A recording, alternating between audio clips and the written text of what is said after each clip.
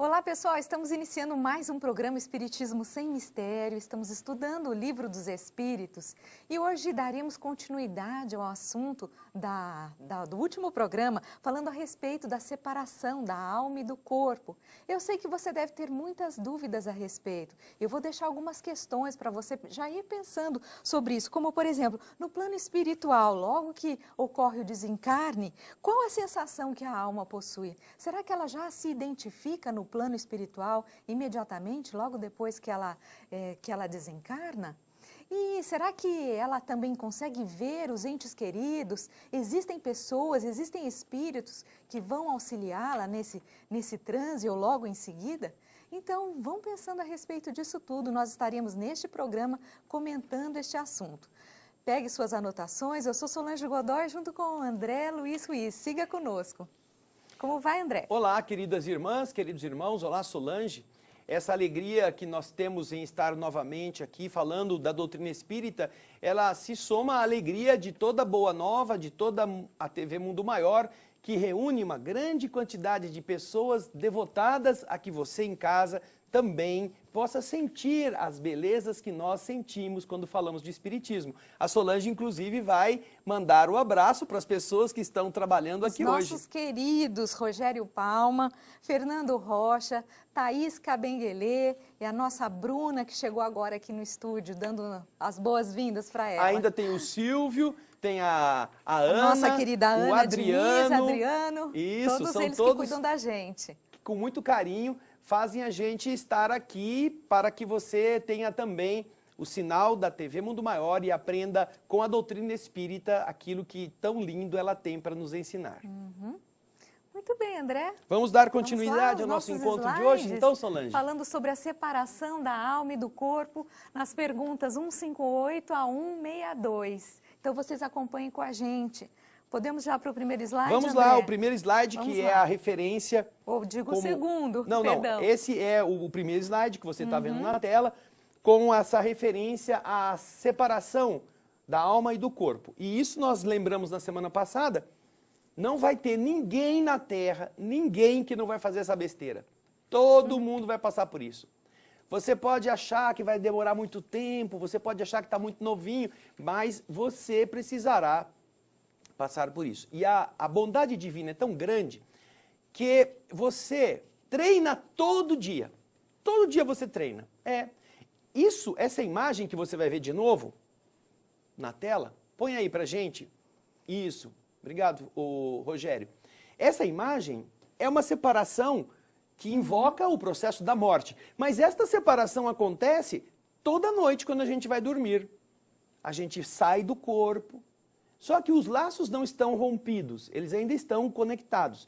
E então, quando chega no fim da noite, a gente volta para o corpo. A gente fica, vai e volta, vai e volta. Aí tem um dia que você vai e não volta. E como é que você vai saber que dia é esse? Ah, não sei. Então, Solange, tem gente que fala assim, acho que eu não vou mais dormir. Eu vou dormir de olho aberto. Assim, eu não corro o risco de ir e não voltar. Mas não adianta, né? Nós temos, cada vez que a gente sai do corpo, é um treinamento para morrer.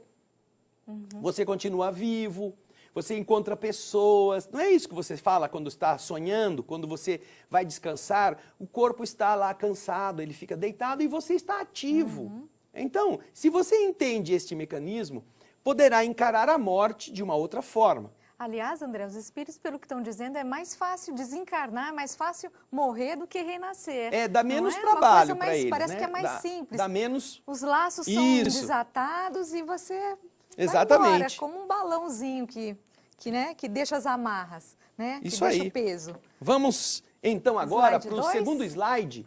O segundo slide você vai ver aí na tela.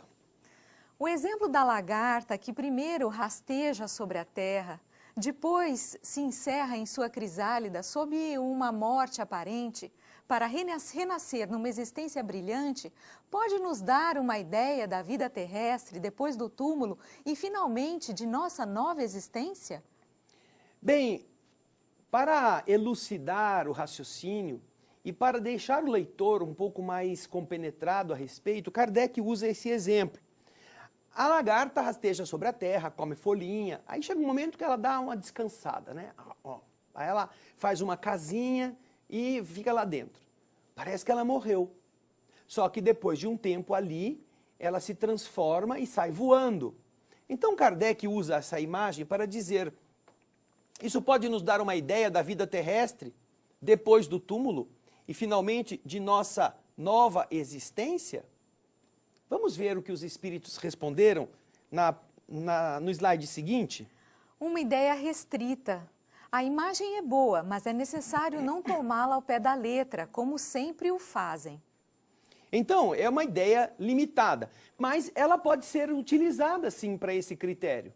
Nós temos uma vida material e depois há uma transformação para que nós possamos voar para o outro lado naquilo que chamamos de vida espiritual. E assim, Kardec, uma vez que a resposta dos espíritos foi meio lacônica, foi meio curtinha, Kardec vai à questão 159, que você acompanhará na tela agora.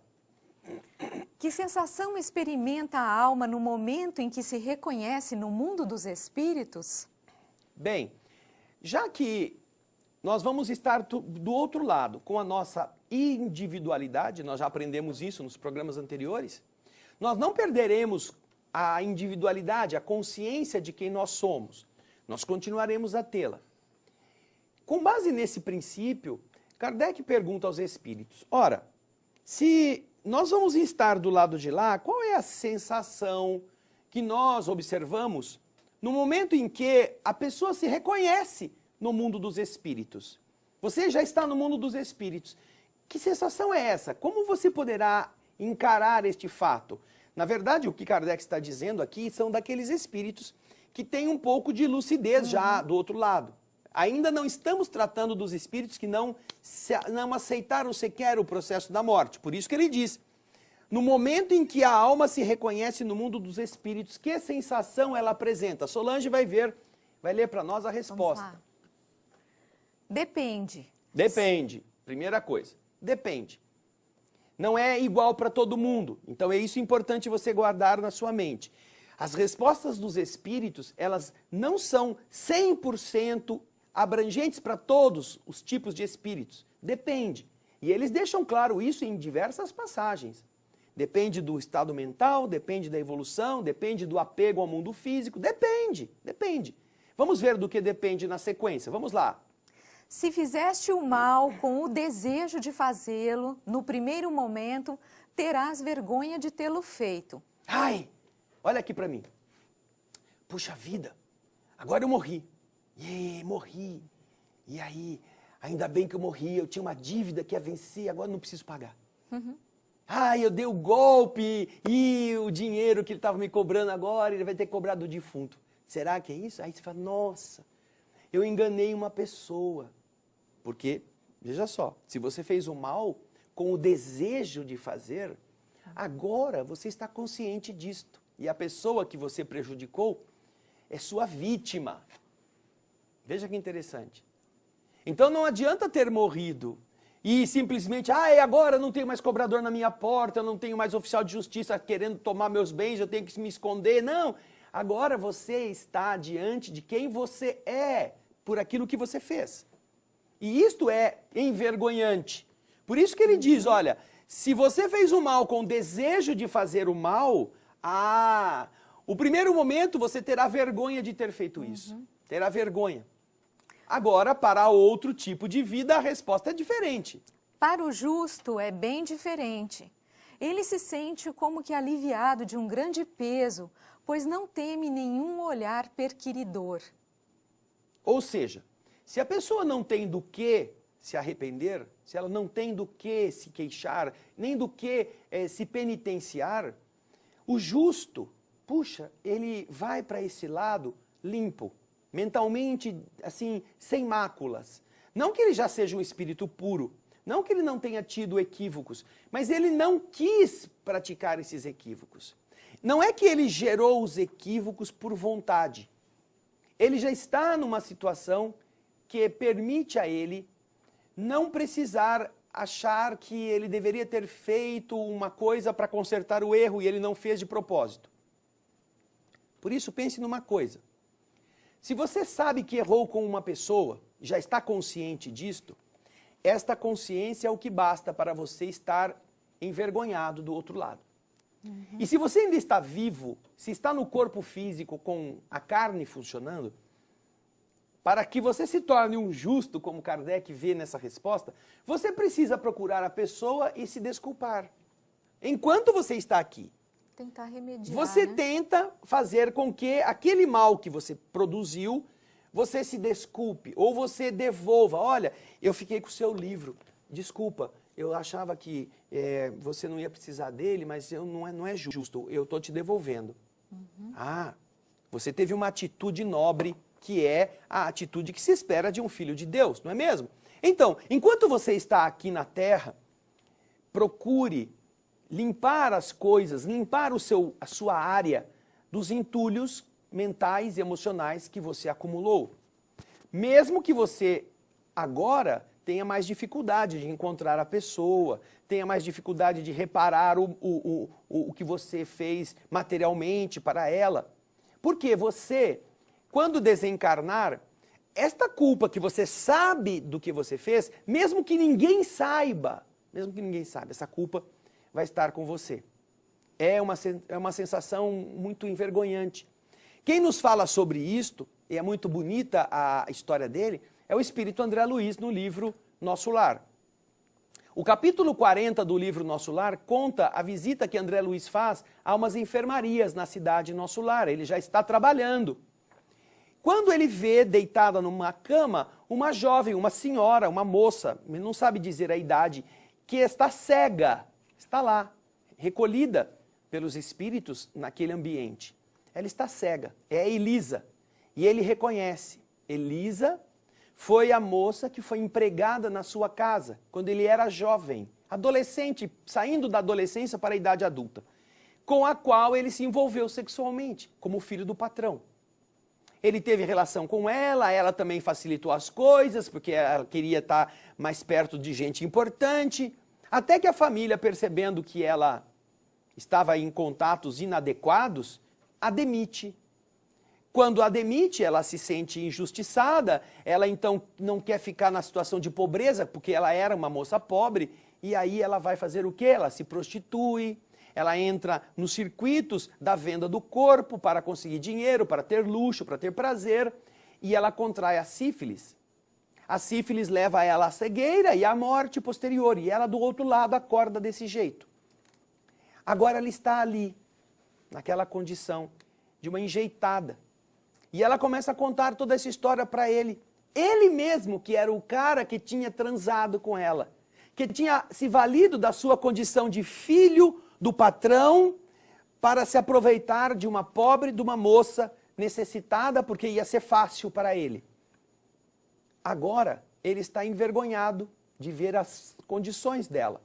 E mesmo que ele não tenha prostituído a moça, mesmo que ele não tenha feito nada para que ela terminasse a vida daquela maneira, ele se acha responsável. Porque se ele talvez não tivesse se envolvido sexualmente, a moça não teria se afeiçoado a ele, teria facilitado a vida, a família talvez não a tivesse demitido por esse motivo, se ela tivesse mantido o seu padrão, ela estaria amparada pela casa do seu pai, da sua mãe, e talvez não tivesse caído no mundo, desbancado ou descambado, para dizer a palavra mais correta. Ele então acha que ele realmente tem parte no drama de Elisa. E ele se emociona. Para a sorte dele, ela é cega. E então ele começa a perguntar, você pode contar para mim o que aconteceu? E ela começa a contar. Você sabe o nome dessa pessoa? E ela fala o nome dele, fala o nome do pai e da mãe. Diz o nome. Ele está ali, ouvindo, que foi ele. E ele pergunta, e você tem ódio desse cara? Ele não fala assim, né? Quem fala assim sou eu. Você tem ódio desse moço? Ela fala assim, no começo eu fiquei com muito ódio dele. Eu botei toda a culpa nele. Mas a irmã Nemésia me tratou com tanto amor. A irmã Nemésia era a enfermeira que havia ali naquele ambiente cuidando. E ela então conversava com ela, compreendia as suas queixas. E a irmã Nemésia, que me está tratando com muito amor, me fez ver que eu não poderia ter ódio dele sem ter ódio de mim mesma, porque nós não erramos sozinhos. Nós aceitamos o erro. E então, a partir daí, eu mudei a minha ideia a respeito dele, e eu já não tenho mais nenhum sentimento ruim contra ele. André está totalmente emocionado, porque ele é o responsável ou o corresponsável por aquilo. É exatamente o que os espíritos estão explicando. Se você fez o mal com o desejo de fazê-lo, é uma empregada, qualquer um vai abusar dela. Inclusive, ela vai se sentir muito feliz de estar transando com o filho do chefe da casa, o homem rico, o patrão. Empregado foi feito para isso mesmo. Você quis fazer. Se você fez o mal com o desejo, no primeiro momento, quando você se vê do lado de lá, você terá vergonha de ter feito. Então, antes que chegue esta hora, pedem os espíritos, procure corrigir o que você fez de errado. Para que quando chegar lá, você não tenha que se esconder debaixo da cadeira, atrás do móvel. André Luiz passou por outro perrengue desse. Nesse mesmo livro. Ele estava lá recebendo os caravaneiros que chegavam trazendo espíritos atrasados, quando ele vê o amigo do pai dele. O cara que ele tinha falado para o pai, despeja, era um devedor de aluguel. Despeja o cara, tira ele de casa, ele está pedindo mais prazo para pagar, não dê prazo não. Ele falava para o pai dele era cheio, era meio agiota, cheio da grana que emprestava. E, na verdade, agora está o espírito ali. E ele, diante do espírito, não sabe como se comportar. O pai dele o tinha prejudicado materialmente. E a esposa desse senhor tinha ido conversar com a mãe do... Pedindo prazo. Pedindo que ele não fizesse isso, pedindo um prazo. André Luiz conta que ele se recorda o dia que os cobradores vieram pegar o piano da família e ele teve que vender tudo e mudar-se para uma cidade do interior.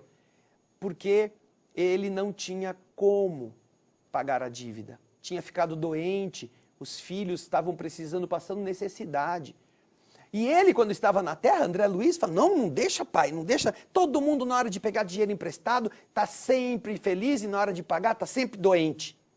Cobra até o fim. E o pai faz isso. Só que agora, eles estão do outro lado. Agora estão na vida da verdade. E ele vem em direção a André. E André fica assim, né? Esse é o cara que eu falei para o meu pai botar na rua quando estava na terra. Meu Deus, que coisa que eu fiz. Aí André não sabia o que fazer, se escondia. Aí ele foi até Narcisa, a enfermeira que o ajudava. E conta a história, Narcisa, eu encontrei o fulano aqui e eu não sei, aconteceu isso.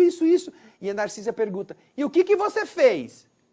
Como assim? Como assim o que eu fiz? Você pediu desculpa? Não pedi não. Então volta lá e pede desculpa para ele. Enfrenta a você mesmo. Vai pedir desculpa por aquilo que você fez de errado. Reconheça o seu erro. E André então volta lá e conversa com o mesmo indivíduo, o mesmo espírito que está trabalhando agora, fazendo o bem. E quando ele pede desculpa, o espírito diz para ele, não se incomode com isso, seu pai foi um professor para mim, ele me ensinou o real valor das coisas, ele me ajudou a eu me encontrar. André Luiz fica envergonhado de ver aquele homem, agora, dando uma desculpa para que ele, André, não se sentisse tão mal. E ainda diz, eu quero visitar o seu pai, eu sei que ele está lá embaixo, eu quero ir com você qualquer hora para a gente visitá-lo. André fica, assim, extremamente sensibilizado com essa gentileza. Mas nós estamos terminando o nosso bloco e eu quero que você continue a pensar na resposta que os espíritos deram a Kardec. Isso mesmo. Antes de irmos para o intervalo, quero deixar o convite para vocês participarem do Clube Amigos da Boa Nova. Olha só, o clube, através da sua participação no clube, tantas pessoas podem receber esse material de qualidade que a TV Mundo Maior oferece, que a Rádio Boa Nova oferece. Então, se você gosta, acha que isso é útil, que está sendo bom para você, por que não participar do Clube Amigos da Boa Nova? Basta ligar no 0800 12 18 38. Você pode ser esse instrumento do bem na Terra, auxiliando a que outras pessoas possam conhecer o Espiritismo. Então, agora que nós faremos o nosso intervalo, você liga para a gente rapidinho, 0800 12 18 38. Nós faremos um rapidíssimo intervalo, daqui a pouquinho estaremos de volta.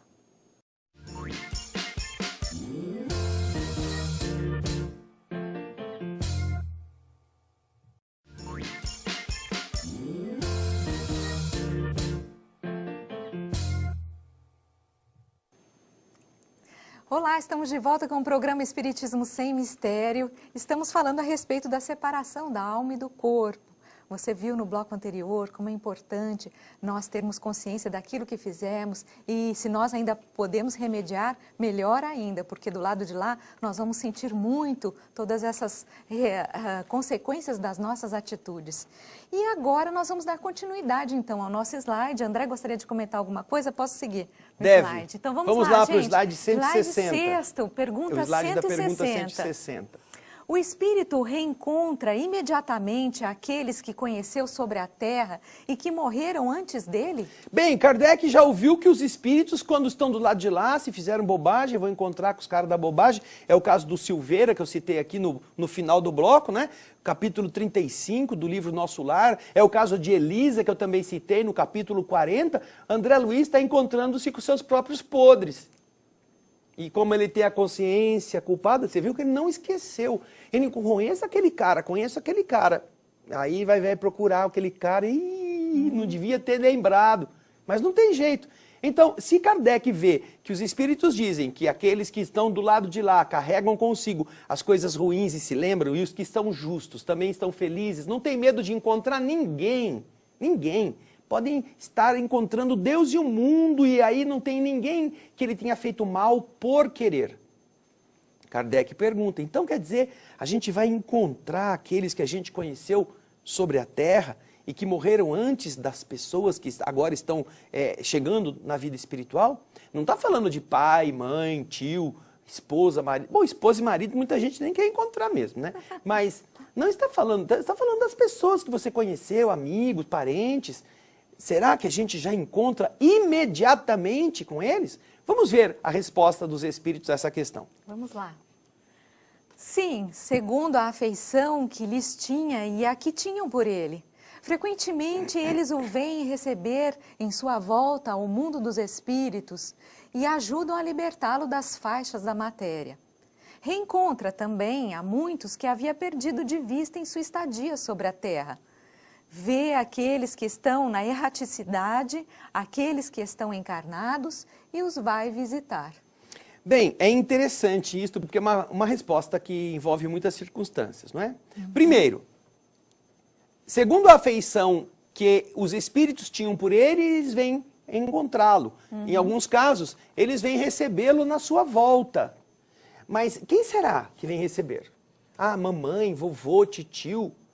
Pode ser, se você tem um merecimento. Nós vemos o irmão Jacó sendo recebido pela sua filha Marta no livro Voltei. A Marta é uma filha que morreu adolescente há muitos anos antes e ele está agora precisando de alguém que o acolha. Vem a filha, o acolhe. Mas também pode acontecer que se a pessoa só tem devedores, ela só tem criaturas que foram prejudicadas por ela, quem vem a receber o cara sejam estes. Os cobradores. Esses cobradores. Aquelas pessoas que você maltratou, que você prejudicou, que você destruiu a esperança, elas poderão estar querendo agora se vingar. E elas se apresentam, dependendo do padrão mental daquele que está ali. Por isso, veja só. Estes espíritos amigos, quando eles nos vêm receber, eles vêm nos ajudar a nossa volta ao mundo dos espíritos e a nossa libertação das faixas da matéria. Eles falam conosco para que a gente não se apegue, que a gente não fique querendo os bens que ficaram. Não, deixa isso para lá, não fique mais preso a essas coisas. Agora, ele também, o espírito reencontra, vamos pôr o texto na tela para as pessoas acompanharem. O espírito reencontra a muitos que ele havia perdido de vista em sua estadia sobre a terra. É o caso do Silveira, é o caso da Elisa, e é o caso de nossas amizades de infância, nossos amigos de juventude, ou aqueles que você continua tendo amizade, mas que você não vê mais. E que também podem já ter desencarnado. Você pode encontrar-se com eles. Vê aqueles que estão no mundo invisível, a chamada erraticidade. Aqueles que estão encarnados, que ele também pode ver, e quando ele tiver condições, ele volta para visitar. Veja só, é uma dinâmica muito diferente daquela que ele estava acostumado. Agora Kardec vai fazer a pergunta 161, vamos a ela. Na morte violenta e acidental, quando os órgãos não estão ainda enfraquecidos pela idade ou pelas doenças, a separação da alma e a cessação da vida ocorrem simultaneamente? Ah, que pergunta importantíssima. Quando até agora os espíritos estão tratando daquela morte natural, aquela morte tranquila, aquela morte calma, pelo desgaste dos órgãos. Mas agora Kardec insere um outro fator no contexto, que é a morte violenta, a morte por acidente, a morte de uma forma assim, quando os órgãos ainda estão plenos de vitalidade, quando há a ação do fluido vital mantendo o funcionamento perfeito. Quando a morte acontece por isso, a separação da alma e a cessação da vida acontecem simultaneamente, é a pergunta de Kardec. Vamos ver a resposta? Vamos lá. Geralmente é assim, mas em todos os casos o instante que os separa é muito curto. Geralmente, sim, acontece essa separação. Há um instante muito curto entre a cessação da vida física e a separação do perispírito em relação a ela. E aí ele vai fazer a pergunta logo a seguir sobre a decapitação.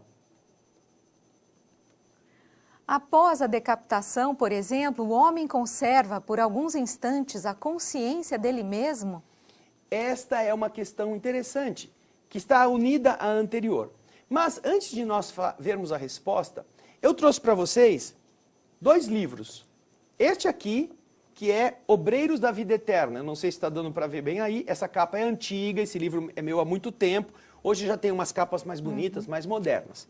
Este livro conta 5 casos de desencarnação, inclusive a Solange mencionou no programa anterior o caso do Dimas, que ele conta desde o começo do desligamento até o sepultamento no cemitério. É muito interessante. 5 casos de desencarnação. E neste outro livro aqui, Ação e Reação, também do espírito André Luiz e Chico Xavier, você vai encontrar um capítulo, que é o capítulo 18, quando acontece um acidente aéreo. E morrem algumas pessoas nesse acidente. Então o que acontece é que os espíritos são convocados a ir ajudar no acidente que aconteceu lá na superfície da Terra, para resgatar alguns dos que morreram. Só que eles não poderão resgatar a todos. Que E página, por quê? André? Mais ou menos que capítulo? É o perdão? capítulo Só pra 18º do livro Ação e Reação, cujo título é Resgates Coletivos. Tá. Quando muitas pessoas morrem num acidente, morrem em desastres aéreos, desastres de trem, São mortes violentas, né? em terremotos, essas coisas. Então, o instrutor explica, porque, veja só, eles só iam poder retirar das vítimas que estavam lá nos destroços apenas 6 espíritos, quando haviam morrido 14. 8 eles não vão poder pegar logo de cara. Aí o instrutor, vendo o espanto de André Luiz, né, responde para eles: olha, o socorro no avião é distribuído indistintamente.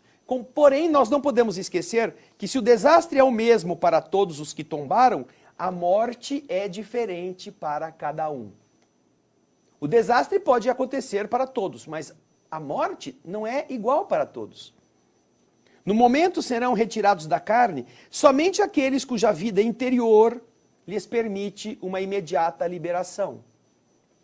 Quanto aos outros, cuja situação presente não lhes favorece o afastamento rápido da armadura física, permanecerão ligados por mais tempo aos despojos que lhe dizem respeito. E André pergunta: quantos dias eles vão ficar ali presos? Depende do grau de animalização dos fluidos que lhes prendem o espírito à atividade corpórea. Depende de quanto ele é um homem carnal, um homem material, quanto ele está com o perispírito impregnado pelas preocupações da matéria.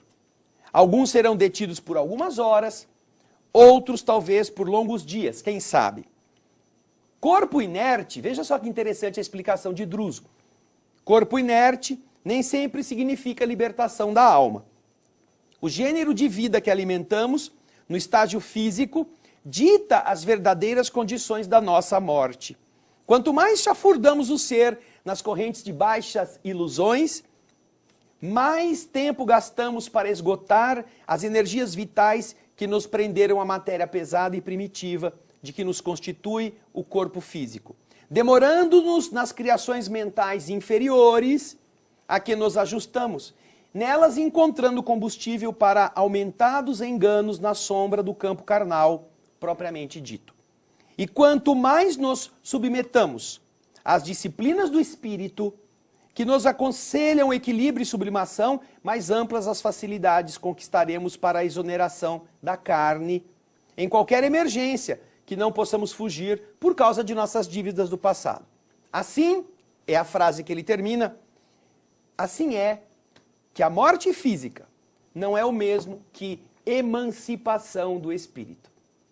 A morte física acontece, mas às vezes o espírito fica ali preso, como os espíritos já nos disseram em perguntas anteriores, e nós vamos continuar a ver agora na resposta dessa questão que nós estamos fazendo, a 162. Vamos lá.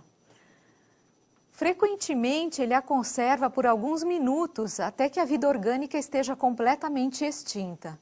Mas, muitas vezes, a expectativa da morte lhe faz perder essa consciência antes do instante do suplício. Um pouco antes da morte, aquele medo, aquele pavor, sabendo que alguém vai cortar o seu pescoço, às vezes faz com que, num processo até de autodefesa, ele perca a consciência. Desmaie. Então, veja só, a consciência ele vai conservar enquanto existe vida física. E isso não tem nada a ver com o que nós acabamos de comentar aqui com a morte do desastre de avião. Porque o que está prendendo o espírito, no caso do desastre de avião, é a imantação mental que o espírito produziu enquanto estava vivo. A morte já aconteceu. Então, alguns que não estavam neste estágio puderam ser retirados do corpo sem problema. Outros não. Outros não queriam se afastar da matéria. Outros achavam que o corpo era a sua casa. Outros tinham esta maneira de administrar-se como uma pessoa mais carne do que espírito. Então, os espíritos têm que respeitar isso nessas pessoas. Se a pessoa tem essa ligação terra-terra, mesmo depois que o corpo morre, ela continuará vinculada a isso.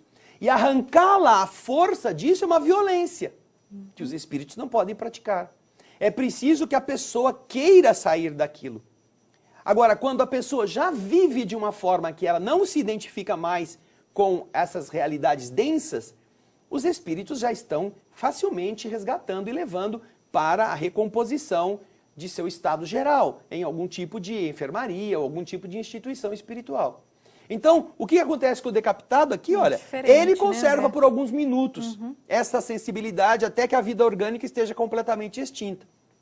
E é isso que é interessante por podermos entender que a mente estará predominando depois que o corpo falecer e não tiver mais ligação direta.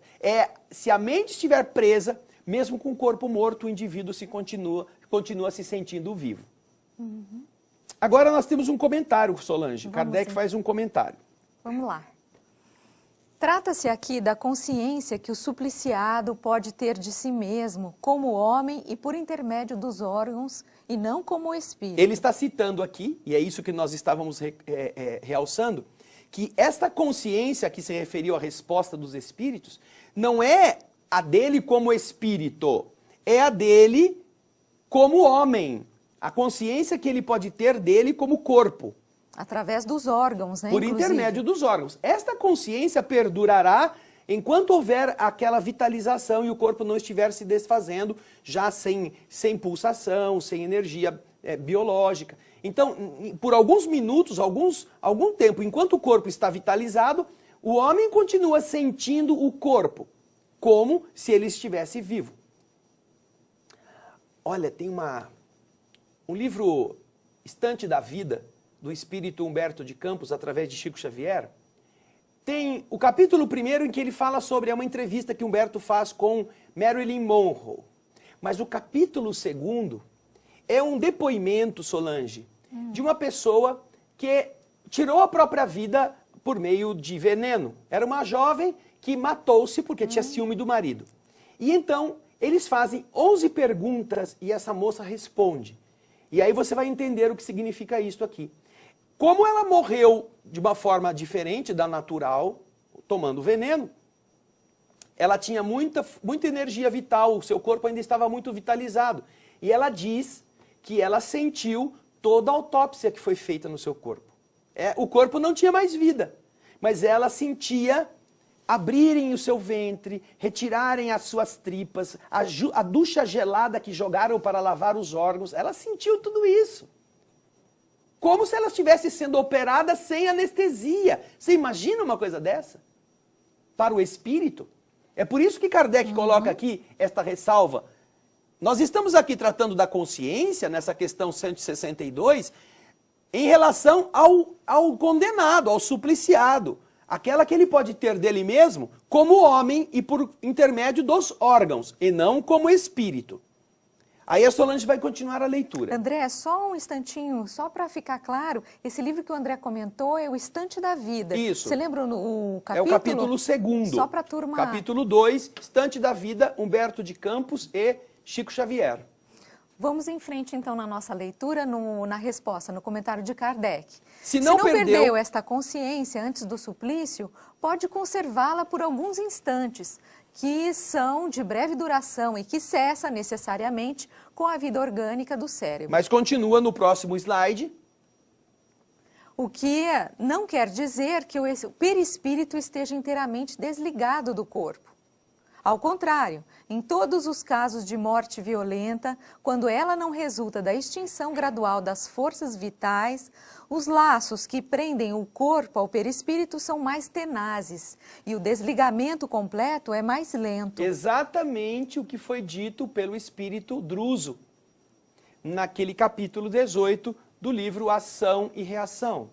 Este capítulo trata exatamente disto. 14 morrem. Apenas 6 poderão ser socorridos imediatamente. Não é que os outros 8 foram esquecidos por Deus. Não, é que os outros 8 não se ajudaram em vida. Eles querem permanecer agarrados aos despojos.